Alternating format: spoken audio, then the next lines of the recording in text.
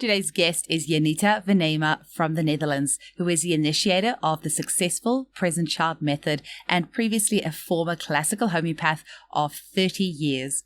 Cure by similars is the core principle of homeopathy, and the PresentChild method teaches parents how the similarity between the parent and the child mean that they can be each other's remedy. This was such an incredibly fascinating episode, and I personally am really excited to learn more about this myself. I can really see the applications in my clinic, and I think this is going to be life-changing for a lot of homeopaths and natural health care practitioners who may be a bit frustrated with patients who get good success and then keep on relapsing. So sometimes it's worth having a look a bit closer to home and seeing if there is perhaps something we can heal, which may be what we call a maintaining cause. So I hope you enjoyed today's episode. Check out Janita's website at www.presentchild.com to purchase her book as well as enroll in her upcoming courses. Thanks for listening. Welcome to the Homeopathy Hangout, where we discuss all things homeopathy from around the world. And now my mum and your host, Eugenie Kruger. Hello, homies, and a very warm welcome to Homeopathy Hangouts. Today, we get to speak with Janita Venema in the Netherlands. I hope I pronounced that correctly. Welcome to the show, Janita. Yes, thank you, Eugenie. En as ek baie stadig Afrikaans praat, sal jy my verstaan, né? Yes, I will understand you. But let's talk English. Yes, let's keep just for the listeners. Yes. Janita, I was fascinated when I found out about your program, PresentChild. I actually interviewed Marcus Christo on the podcast several episodes ago, and he told me about your program. And the reason it instantly resonated with me is that it's something that I've witnessed in my clinic, and I haven't had an answer to what it was that I saw. And finding out about your program feels like the missing link. And now that I've set that up to intrigue our listeners, do you maybe want to start with how you were first introduced to homeopathy, and then we'll get on to PresentChild?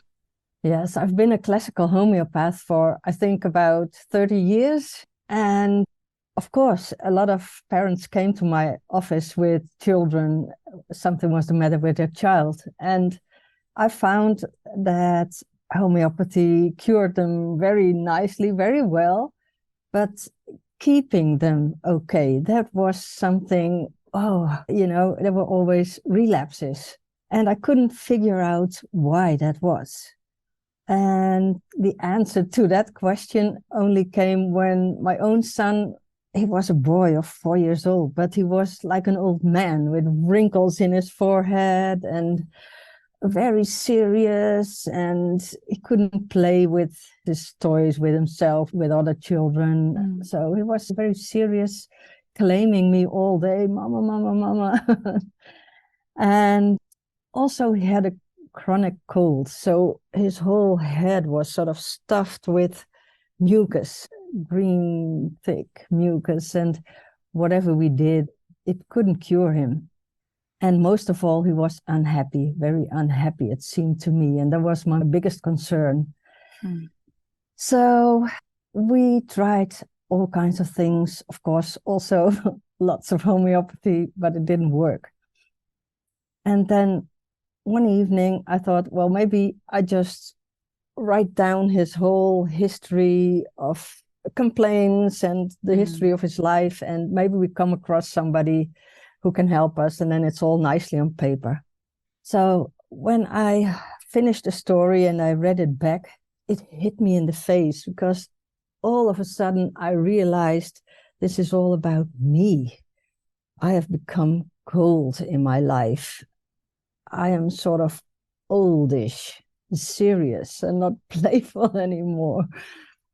And, not within my own life, but also not with other people. I was sort of, fixed and living in my head. And also I realized my son's got all this mucus in my head, but I've got all this waste in my head. And he's not playing with his toys, but I'm not playful anymore. So every single word, so to speak, was speaking to me, telling me my life isn't in the flow anymore. It's sort of stuck, all of it.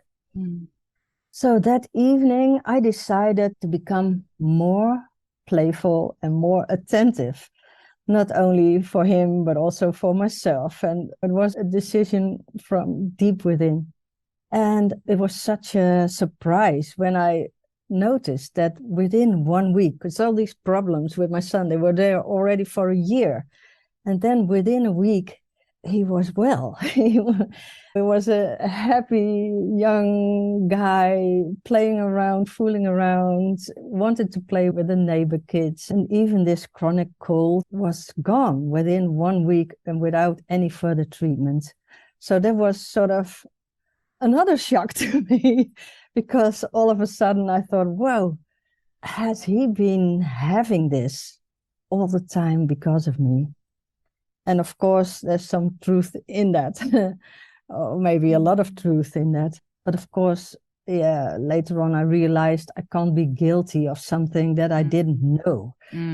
I thought I was just a very rational person living in his head. I even thought I didn't have any emotional life at all. So, yeah, I had to sort of begin from the scratch. I think I have been, just as he was unhappy, I was unhappy, well, even from the beginning of my life. So I really had to start from scratch to find out what it is to feel, to live in my body, to be childish again, to be a woman, to be spiritual. Well, I always think it's sort of a lot of candles on the cake that were, yeah, obviously there, but I never noticed them, and let alone that I lighted them. So it was a really life-changing experience for me, and of course it was very well for my son too.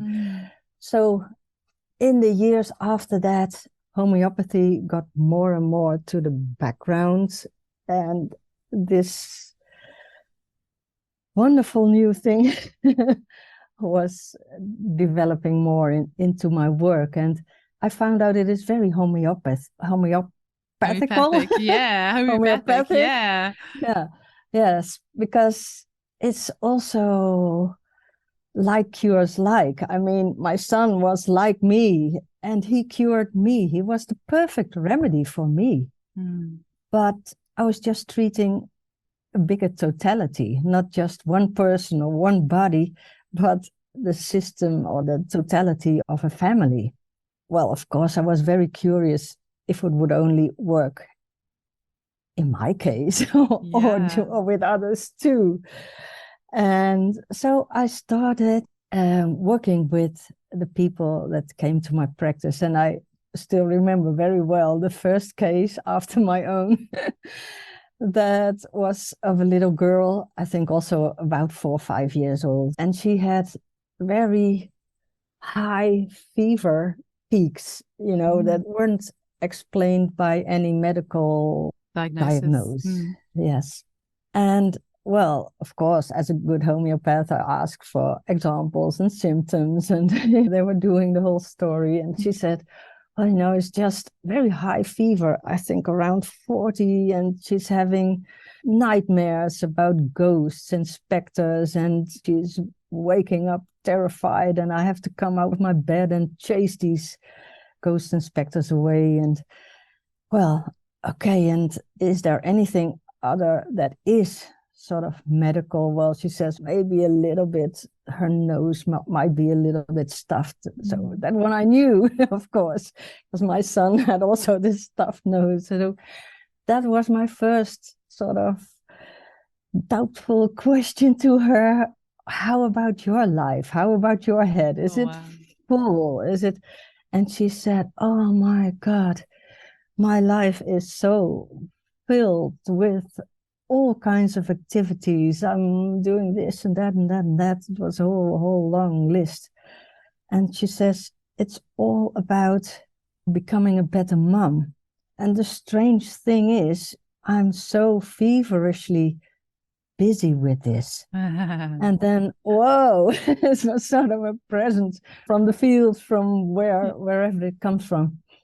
And I said, well, maybe, she's just asking you not to be so feverishly busy with all this, but just to assume you are a good mother, and maybe she just needs you to be there with her. So that was my best guess. And she was moved and she said, I have to do this. And so I said, maybe that is the specter you have to chase away from your life, that you're not good enough as a mom.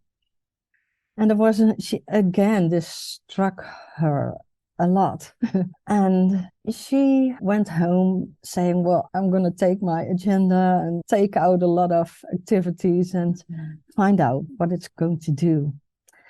And these fever peaks, of course, they come and go. So this one also went before I even could give her a remedy, but they never appeared again. So that was a good, successful experience for me.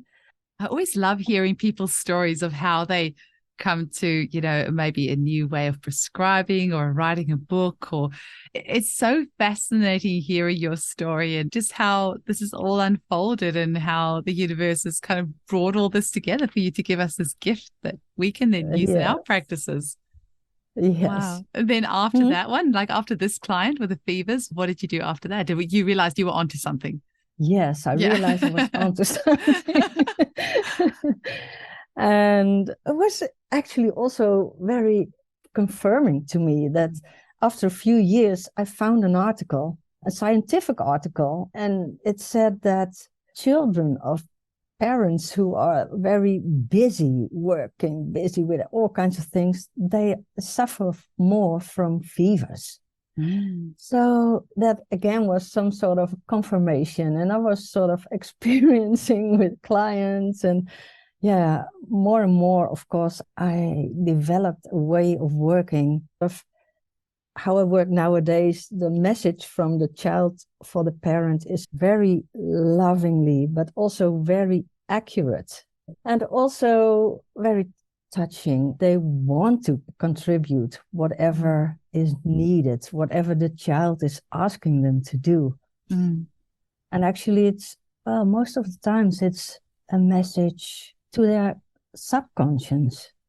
It's about things from their youth when they were a little girl or a little boy, and things they've got used to, but there was not this conscious memory about it. So they become blind spots in our lives. And it's so very special to see that our children somehow know a way to all this matter that is somehow tucked away in our lives, but they feel it with pureness, with sensitivity, with all kinds of ways that they express it to us. And a lot of times they also express it by confronting us with some kind of problem, with some kind of complaint that they have. Something's the matter with the child, because that's how they show us something's the matter with you, mom or dad.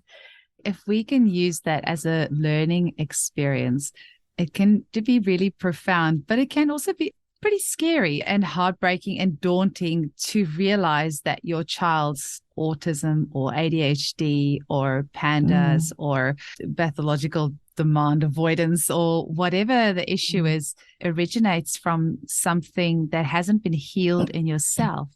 But at the same time, if we can kind of rise above that and realize that this also presents us with a beautiful opportunity for healing, then that is quite amazing. I mean, the enormity initially of realizing, oh my gosh, it's not my child that needs to be fixed. It's me that needs to be healed. That will then have that healed in my child. Yeah, it's big stuff.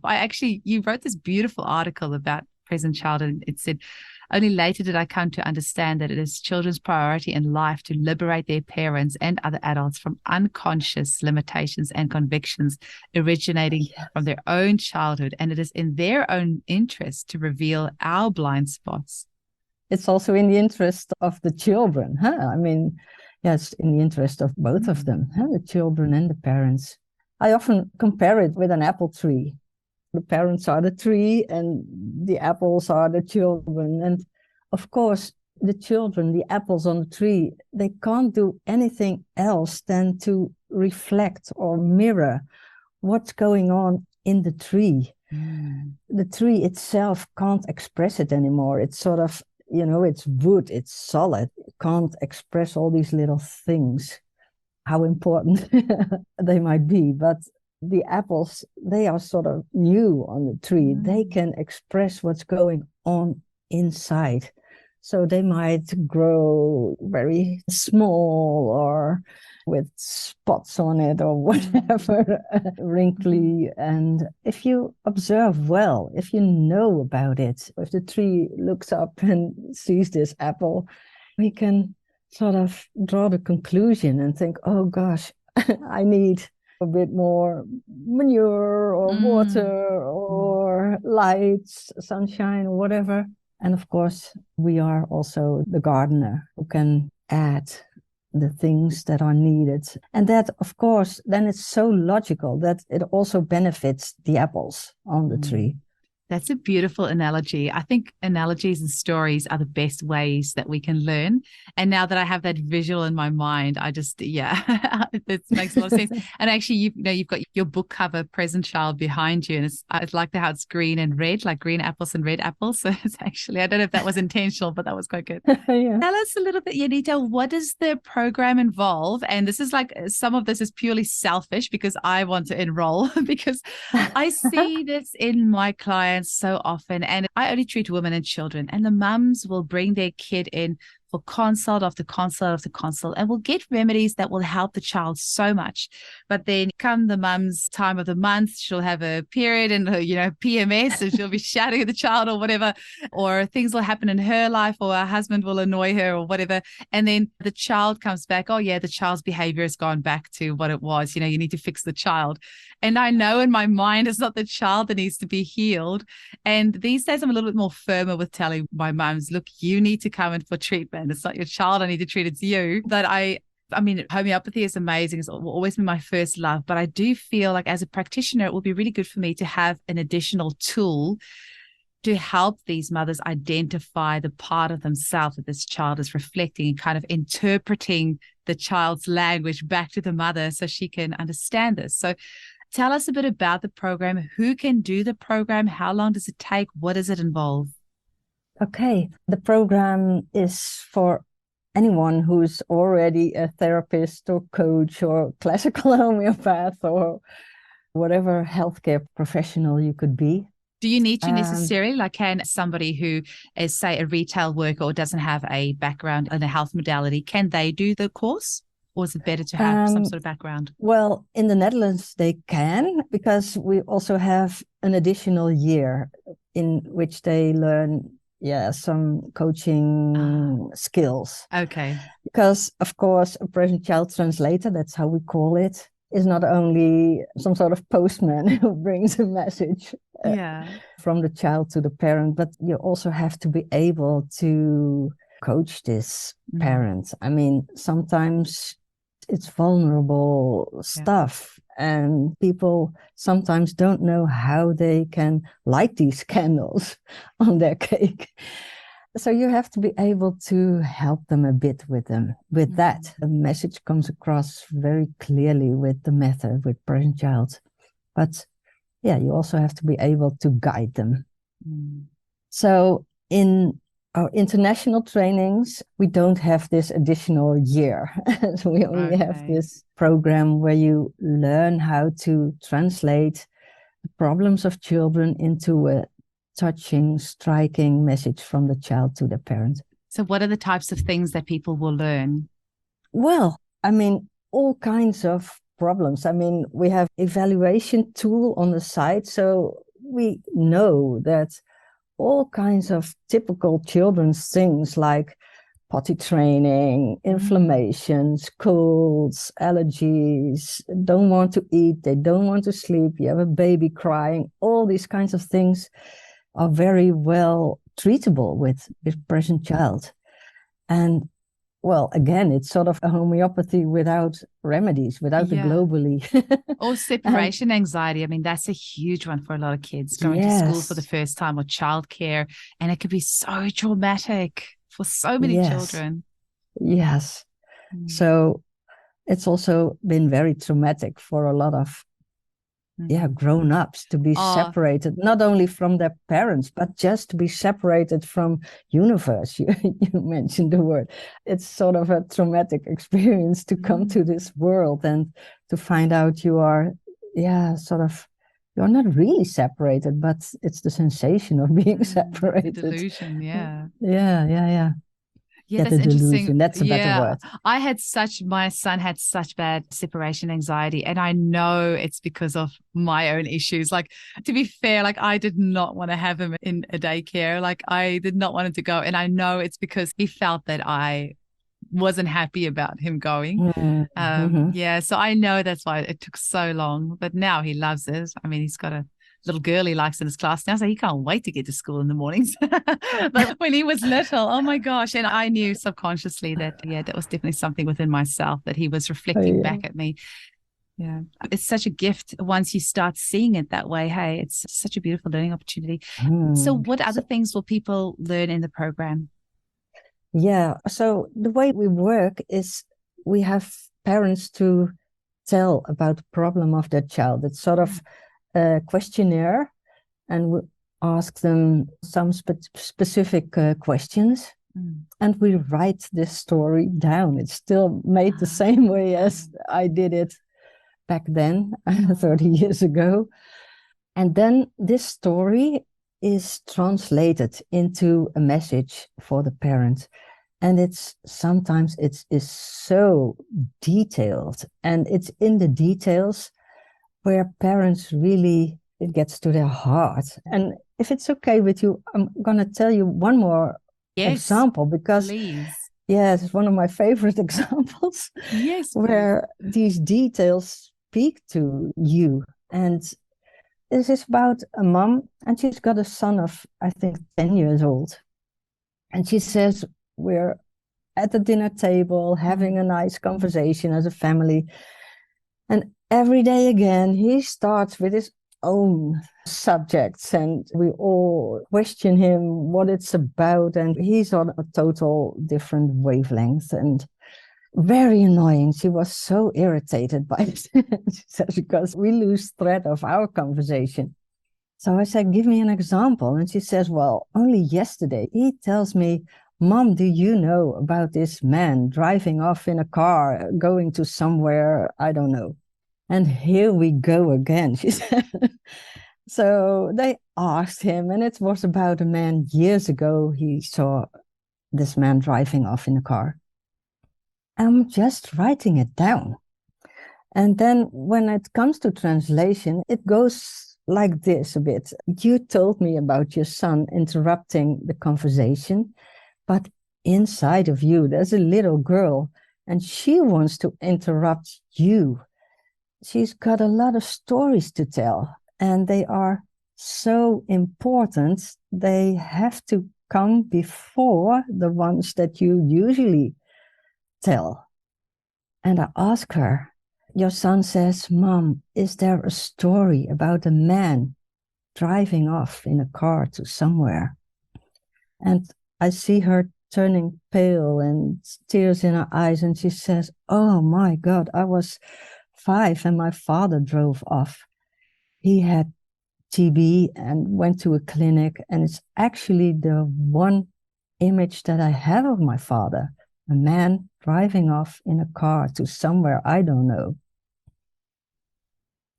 So she starts crying, and she says, my mom couldn't cope it, and so I tucked away my grief, and I never mourned about my dad, and I was only a very helpful little girl and caring for everyone. And that is still the case now, today. I'm still helping everyone and caring for everyone and not taking care of myself. And oh my God, she said, we were at the dinner table when the message came that my father passed away, and we lost thread of our conversation, of our lives.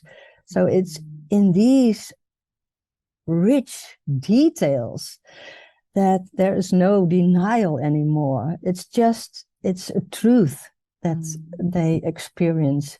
And all of a sudden, their child isn't or doesn't have a problem anymore. It's just a solution for something hidden away in themselves. And then, of course, I think anyone who has kids can feel this, that you want to do whatever is needed. But this is, I think, a very nice example of the power of all these details, not to be detailed as a purpose in itself, but to touch the heart of the parent. Wow. Yeah, so I think it is very, very much so that it is out of unconditional love and sort of lived wisdom that children do this thing. I mean, it's sort of like a little Buddhas. They bring change about simply by being and feeling and expressing. And I think that is what we learn in the program, in the training, the Present Child Translators training, to translate all kinds of complaints, problems that children have, whether physical or social, emotional, or whatever, learning disabilities or developmental things, and translate them into a very moving message for the parents. Yes. Well, I always say having children is like a fast track personal development course. Like there's no personal development course on the planet that you can buy that's as comprehensive and as intense as having children. Well, actually, in the training, we are also following the developmental stages of children. There are certain laws in the child's life. I mean, you're a baby and 20 years later you're an adult, and it's got some specific stages, of course, which every child goes through. And I've also translated these, and that's a very wonderful part in the training, because through a translation, all of a sudden there is an aspect of your life that has never been seen before or loved before or lived before. And through these developmental stages that I've translated into exercises, we just let it grow until it's really an integrated part in your life. So yeah, it's really about growing together with your child. And that's also very nice. I think I've never learned as much as from my son and also my daughter later on, but there were totally different lessons. Yes, I've got a son and a daughter, and yeah, definitely it brings up different aspects of your personal, of your own issues for sure. It was completely different. I had my son first and then my daughter, and yeah, it was very different. It was also very interesting. I was just thinking once the two of them started talking, it was like a little parrot, like parroting back the words that I use. So especially particular swear words, and they start throwing it back in your face. I'm like, wow, I didn't realize how much I used that word, because the way that they speak and all that, I'm like, wow, that's what I sound like. It was quite a harsh reality of, okay, I need to be careful of the words that I use, because it's throwing it right back in my face. They are, of course, connected in so many ways. I mean, it's the DNA, it's our emotions that they feel, it's our convictions, it's our words, it's so many things that they copy from us or just feel. And do you feel that, is it usually more the mums or the dads that the children are reflecting this message back from? And also, what do you do with children who are adopted or maybe have IVF, like donor parents? Yeah. Well, just throw that can of worms open. Yes. It's mums and dads. It's also adopted children. It's also children in the classroom, at school. So you don't really have to have this blood bond. We always say whenever it touches you, what's going on with this child, it's also yours. Okay. So that's the moment where you start translating. You don't have to translate everything. I mean, the child's got his own life and you've got your own life as well. But when it touches you personally, you can't get a solution. You're stuck into something. That's the moment where you need to be translating the story and get your own message out of it. Oh, that's really cool, because in a homeopathic consultation, you'll always like nudge at a few things and talk about this and that. And somebody might say, oh yeah, they had a divorce 10 years ago. And like, oh, how did you feel? Like, oh, it's fine. Like you can tell there's no energy behind that when the person speaks about it. There's no tears. That's not vibrating. That's not resonating. That someone needs to be healed right now. But what you're saying is you kind of identify the parts that does bring up a trigger, like a trigger response in your body. And then you know, okay, that's the part in yourself that needs to be healed. Mm-hmm. So, Janita, how can people sign up for your program? Where can they find out more about this? Yes, of course, there's a website, PresentChild.com. And it's mostly Dutch. Well, I'll be able to understand some of it, so that's great. But there are English pages too. And the courses you do in English as well, right? Yes. We do have international groups. So, for example, Marcus Christer, but we've got another couple of present child translators around the globe.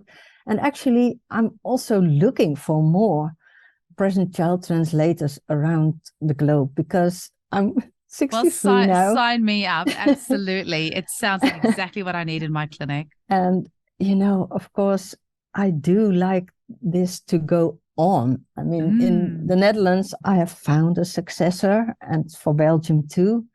But also, it's a great wish of me to have other successors in other countries. And of course, I don't speak Spanish. So if somebody in Spain hears this and is able to speak English, you're welcome. But I only speak English and Mandarin. Can you imagine? German. Imagine you can translate it into Mandarin. That would be, isn't it the most spoken language on the planet? That would be incredible. Yeah. And of course, it's not only about children and parents, but it's also for education, it's for childcare, it's for the society, because children also reflect so many things in society that aren't right anymore. I mean, we're in transition, all of us together, and the children from the present, they need another kind of world, and we need another kind of world, not only inside of us, but also outside of us. So I think it's a very important, not only a method, but a way of living, a way of doing, a way of looking at things that we desperately need around the globe. I completely agree with you. It resonates with every part of my being that this is how, if you're into any sort of personal development or somebody who's actually interested in healing your own trauma, which in turn will heal your children's trauma and generations from there, then this sounds like such an incredible tool to do exactly that type of healing. And our children these days, we see all the chronic illness in children. They are the canaries in the gold mine, telling us that things are really toxic right now. And we, as the adults, are the ones that have the ability to heal that within ourselves. We need to stop pushing that on our children. We need to focus on our own healing and trust that in the process, they will be healed as well. So and build another society. To continue. Well, Janita, thank you so much for coming on the show today. I really appreciate it. Have you got a copy of your book there?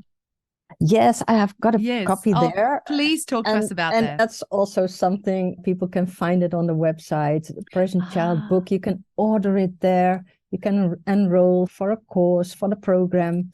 So, if this resonates with you, I mean, we're still homeopaths, all of us. If it resonates with you, do come forward and contact us, and we'll keep in touch when we start again with an international group. And do you post the books internationally? Is it available on Amazon as well, or just through the website? It was available on Amazon. I didn't check. That's all right. I'll check it and I'll put it in the show notes if it is. But do you ship internationally? And otherwise, we'll ship internationally. Wonderful. And it will cost you a little bit more. But anyway, it's worth it, I guess. Absolutely. Thank you so much for coming on today. It was lovely to chat with you and connect with you. And I am really excited about doing this course myself and putting that to practice in my own clinic. And I just know it's going to be so valuable for so many of my clients and so many of our listeners. So thank you for sharing that with us today. Yes, it was a pleasure, Eugenie. And thank you for your enthusiastic way of working and inviting me. And it was really a pleasure. Thank you so much. Thank you.